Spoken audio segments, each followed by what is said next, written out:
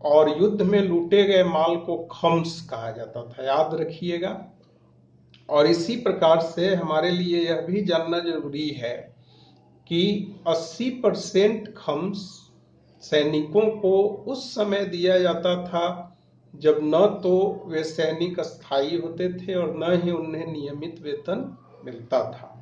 लेकिन जैसे ही सैनिकों की अस्थायी नियुक्ति होने लगी और राजकीय खजाने से उन्हें वेतन दिया जाने लगा, तो इसके बाद खम्स की दर को सीधा उल्टा कर दिया गया। जहां पहले 80% मिलता था सैनिकों को और 20% राज्य के खजाने में जाता था, वहीं अब खम्स मतलब युद्ध में लूट के माल का 20% हिस्सा ही सैनिकों को मिलने लगा और 80% हिस्सा राजकीय खजाने में जाने लगा। अलाउद्दीन के शासनकाल से रिलेटेड एक और डेवलपमेंट यह है कि उसने पिछले बकायों के भुगतान के लिए दीवान ए मुस्तखराज विभाग को एस्टेब्लिश किया। साथ ही अलाउद्दीन ने भूमि अनुदान का मुख्यतः 3 रूप था, जिसे मिल्क, वक्फ और इनाम कहा जाता था। भूमि अनुदान मतलब डोनेटेड लैंड। अलाउद्दीन के पहले तक जितने भी दान में दिए गए भूमि थे, अलाउद्दीन ने उन सभी भूमियों को अधिग्रहित करने का आदेश दिया। मलिक मोहम्मद जायसी की जो रचना है पद्मावत रचना में मलिक मोहम्मद जायसी ने अलाउद्दीन के चित्तौर आक्रमण का मूल कारण रानी पद्मावती को प्राप्त करने की इच्छा बताया गया है। हालांकि ऐतिहासिक दृष्टिकोण से इसे उचित नहीं माना जा सकता है। अच्छा, इसी प्रकार से अलाउद्दीन ने दिल्ली में शराब की खरीद बिक्री पर रोक लगाई। साथ ही उसने सामाजिक मेलजोल पर रोक लगाई। सामाजिक मेलजोल पर रोक का यहाँ क्या संदर्भ रहा होगा, इसको आप ऐसे समझिए।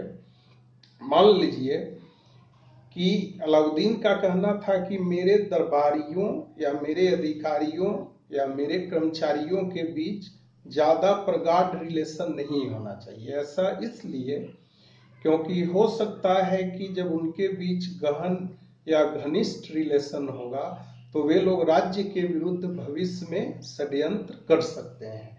इसलिए अलाउद्दीन नहीं चाहता था कि कर्मचारियों, अधिकारियों और दरबारियों के बीच ज्यादा घनिष्ठ संबंध हो। अलाउद्दीन खिलजी के समय एक प्रकार से साम्राज्यवाद की शुरुआत हुई। जैसा कि आप जानते ही होंगे कि सल्तनत काल में अलाउद्दीन के पहले तक सल्तनत का विस्तार मेनली उत्तरी भारत में केंद्रित था, नॉर्दर्न इंडिया में। सल्तनत का विस्तार कहिए या अधिराजत्व साउदर्न इंडिया में या दक्षिणी भारत में अलाउद्दीन के समय में ही डेवलप हुआ। और अलाउद्दीन खिलजी के द्वारा जो साम्राज्यवादी नीति को एडॉप्ट किया गया उसे खिलजी साम्राज्यवाद नाम दिया गया। इसी प्रकार से अलाउद्दीन के समय एक और मेजर डेवलपमेंट हुआ। पूरे दिल्ली सल्तनत में अलाउद्दीन पहला ऐसा सुल्तान था जिसने उलेमाओं या मुस्लिम धर्म गुरुओं से कहा कि भाई, आपका कार्य क्षेत्र केवल शिक्षा और धर्म है, आप राजनीति में इंटरफेयर किसी भी प्रकार से नहीं कीजिए। राजनीति में आपके इंटरफेयर को किसी भी प्रकार से जो है किसी भी प्रकार से टॉलरेट नहीं किया जाएगा। अगली बात यह कि बलवन की तरह ही अलाउद्दीन भी राजा के गरिमा में विश्वास करता था। कहने का आशय यह कि वह सामाजिक व्यवहार, वेशभूषा, रहन सहन पर ज्यादा जोर देता था। ज्यादा लोगों से जो है घनिष्ठ संबंध नहीं रखता था। बल्कि एक प्रकार से बहुत गिने चुने लोग ही ऐसे थे जिनके साथ जो अलाउद्दीन के सामने बैठकर उससे बात कर सकते थे। इसी प्रकार से अलाउद्दीन के समय आपकी जानकारी के लिए हम बता दें कि सर्वाधिक मंगोल आक्रमण अलाउद्दीन खिलजी के शासन काल में ही हुआ, लेकिन अलाउद्दीन खिलजी ने सारे के सारे मंगोल आक्रमणों को विफल कर दिया। अलाउद्दीन ने दिल्ली में अलाई दरवाजा, सीरी फोर्ट जिसे सीरी का किला कहा जाता है, और हजार सितुन महल का निर्माण करवाया। अलाउद्दीन संगीत का शौकीन था। एक बार यह क्वेश्चन यूपीएससी में भी आया हुआ था कि कौन सा सुल्तान संगीत का शौकीन था, तो ध्यान रखिएगा अलाउद्दीन खिलजी। और केवल एकमात्र व्यक्ति अलाउल मुल्क था जो कि दिल्ली का कोतवाल था और अलाउद्दीन का मित्र था। वही अलाउद्दीन को किसी भी प्रकार का सलाह देने का साहस कर सकता था, और किसी में भी इतनी हैसियत नहीं थी कि वह अलाउद्दीन के सामने बैठ सके। इसी प्रकार से अलाउद्दीन के शासनकाल से जुड़ा हुआ एक और डेवलपमेंट यह है जो हमें ध्यान रखना होगा कि अलाउद्दीन के समय जब पहली बार मंगोल आक्रमण हुआ, मंगोल विद्रोह अलाउद्दीन के समय जो हुआ, जो कि उसके शासन काल में हुआ पहला विद्रोह था। यह विद्रोह उन मंगोलों ने किया जो जलालुद्दीन फिरोज के समय दिल्ली के मंगोलपुरी में बस चुके थे और जिन्हें नया मुसलमान या नवीन मुसलमान कहा जाता था।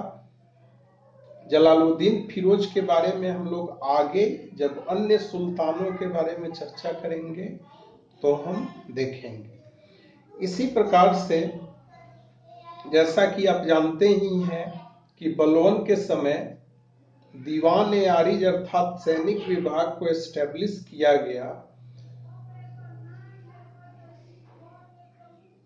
उसको एस्टेब्लिश तो किया गया, लेकिन स्थायी सैनिकों की नियुक्ति का कॉन्सेप्ट अलाउद्दीन खिलजी के समय एडॉप्ट किया गया। तो अलाउद्दीन खिलजी ने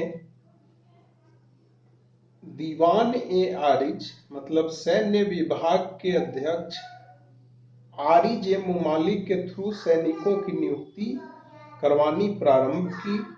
सैनिकों को नगद वेतन दिया जाता था, राजकीय कोष से या राजकीय खजाने से दिया जाता था।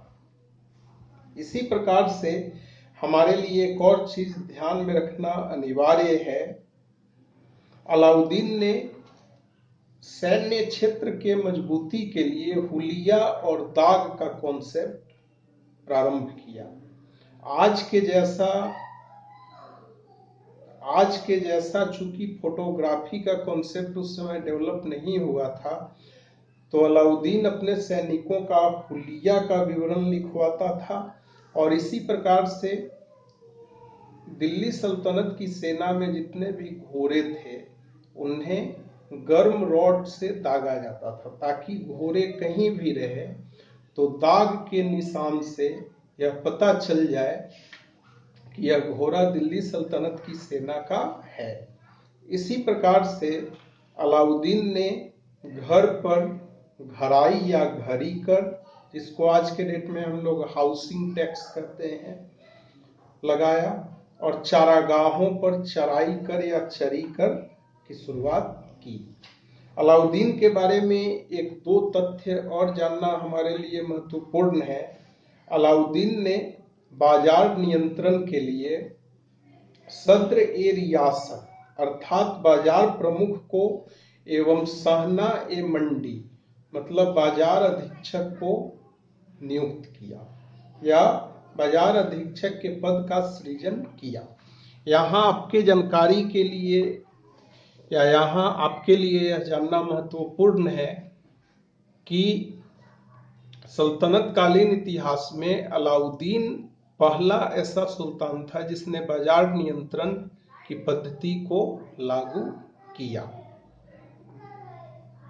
और उसने कुल मिलाकर 3 तरह के बाजारों की स्थापना की। इस पर हम आगे चर्चा करेंगे जब हम दिल्ली सल्तनत कालीन प्रशासन की चर्चा करेंगे, अर्थव्यवस्था की चर्चा करेंगे, भूमि राजस्व बंदोबस्त की चर्चा करेंगे।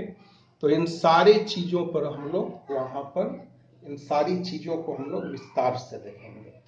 अलाउद्दीन ने दिल्ली में वस्त्र बाजार अर्थात सराय ए अदल को अपॉइंट किया। अलाउद्दीन ने जो अंतिम दक्षिणी आक्रमण किया, मतलब साउथ इंडिया पर जो अंतिम आक्रमण किया, वह 1311 में मलिक काफूर के नेतृत्व में किया गया, जो कि देवगिरी या दौलताबाद पर किया गया। दौलताबाद के वंश को यादव वंश या यादव राज्य कहा जाता था। अलाउद्दीन के शासनकाल में जो अंतिम मंगोल आक्रमण हुआ वह इकबाल मंद के नेतृत्व में 1307 में हुआ। अलाउद्दीन के 4 सेनापति थे। चारों का नाम आपके लिए ध्यान में रखना अनिवार्य है, क्वेश्चन यहाँ से पूछे जाते हैं। उलुग खां, नुसरत खां, जफर खां और मलिक काफूर। इसी प्रकार से अलाउद्दीन द्वितीय सिकंदर अर्थात सिकंदर सानी बनना चाहता था। कहने का मतलब यह कि सिकंदर की तरह अलाउद्दीन खिलजी भी विश्व विजय पर निकलना चाहता था, लेकिन उसके मित्र और दिल्ली के कोतवाल अलाउल मुल्क ने उससे कहा कि भाई अभी तो तुम पूरे भारत को जीत ही नहीं पाए हो, तो पूरे विश्व को जीतने की कामना करना जो है या स्वप्न देखना जो है व्यर्थ है। और इस प्रकार से अलाउल मुल्क के समझाने पर उसने विश्व विजय के स्वप्न का परित्याग कर दिया। इसी प्रकार से हमारे लिए यह जानना महत्वपूर्ण है कि अलाउद्दीन ने गुजरात के सोमनाथ मंदिर पर आक्रमण किया। अलाउद्दीन के पहले महमूद गजनवी ने भी या गजनी ने भी उस पर आक्रमण किया था और उसके बाद कुमारपाल ने उसका पुनर्निर्माण करवाया था। उसका फिर से विध्वंस अलाउद्दीन खिलजी के समय किया गया। तो मित्रों, आज की क्लास में बस इतना ही। मैं आपसे अपील करूंगा कि आप लोग एक बार अलाउद्दीन से रिलेटेड प्रीवियस ईयर क्वेश्चन जो कि प्रतियोगिता परीक्षाओं में आए हैं उसको एक बार देखें, तब आपको वास्तविक महत्व इस वीडियो का पता चलेगा कि यह वीडियो आपकी आकांक्षा पर कितना खरा उतरा। और इस वीडियो में कुछ भी खामी हो या कुछ भी आपको लगे कि इसमें सुधार होना चाहिए या किसी तथ्य से रिलेटेड कोई डाउट हो, तो आप प्लीज कमेंट बॉक्स में रिप्लाई करें। Thank you.